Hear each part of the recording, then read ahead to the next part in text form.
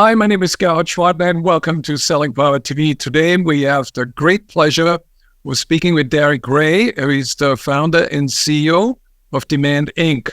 Welcome, Derek. Thanks for having me. You mentioned something that you love being at the top of the funnel, and you love creating sort of a synergy between the art and science of making that funnel really rich and healthy. That is the what we do. I think from a how perspective, this day and age it's the most exciting time for a seller to be using generative AI to really help in perfecting the art of the top of the funnel. When I went to your website, I was really impressed with one number, which is that you got $6 billion in opportunities for your clients, and your company is only, 6 years old? We attribute a lot of that to AI and generative AI that we're deployed in our platform in 30 different industries, from startups to big tech to professional force. How does the AI work with identifying the right targets? Over the last 30 years, we started with phone books.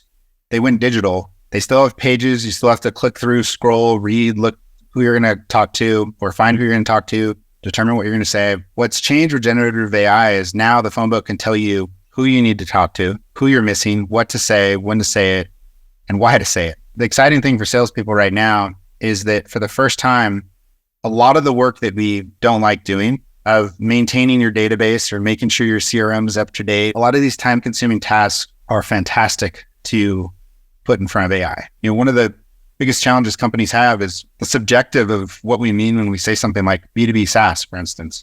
How do you find that on the internet? There's no NICS code that is B2B SaaS. You can go searching around the various data sets, LinkedIn, et cetera. So we knew that we needed to build something to accurately identify opportunities out there. And this is just on the account level.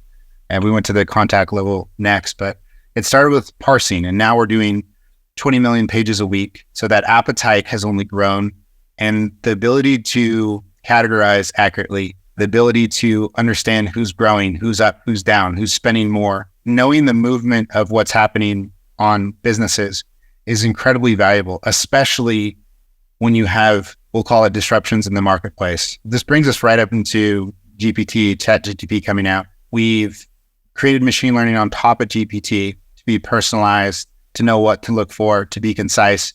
If you're a seller and you want to target every CMO in the Fortune 500 right now, that's going to be a time-consuming exercise, even if you're using GPT, because it might create a 200, 300 word email. But we know as salespeople that we're not going to get away with 200 or 300 words. We need to be much more to the point. We need to embrace brevity. We need to embrace things like why we're reaching out to who, have social proof, call to action, the things that go into that art and science we've built on top of OpenAI. So we utilize GPT, but the language model that we've developed is trained on 4 million cold emails, basically. We have an account list building AI for finding the right accounts. And then we've developed language models to be persuasive, to be personalized, to look at what a person has posted recently, what their interests are, what the role is at a company. Combining those two things together, we're seeing a tremendous impact to our clients' bottom line by helping them set up meetings better, get in front of more opportunities, and be more effective in the top of the funnel. Is it technically possible with AI to get a full picture of the client where you have instant access to not only their job title and the position and the email and all those things, but also what those people recently tweeted about or posted on LinkedIn or posted on social media? For all intents and purposes, that's exactly what's happening. So there's a lot of metadata that still is publicly available. There's a lot of information out there that can be gained in milliseconds when you're researching someone that you want to contact. And so what it does is make you well prepared. You see that they just went to this, or maybe they're going to Vegas for RSA in a few weeks, or they've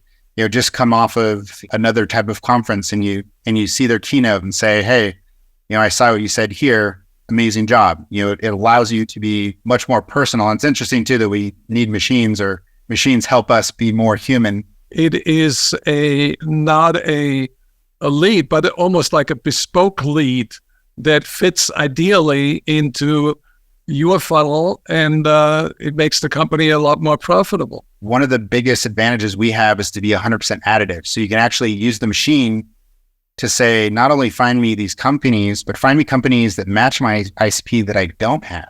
How much babysitting does AI need, and how much editing needs to happen in order to get the right message out? That's our biggest differentiator right now, because we can generate 10,000 emails in a matter of seconds that are trained for what we're looking for. But because we've trained the language model to have personalized hook opener, you're looking for specific job functions and specific roles. All these things can be done with very little human approval. Theoretically, you can prospect the entire Fortune 500 now and write personalized emails that have a winning formula in them in terms of personalization in a matter of minutes.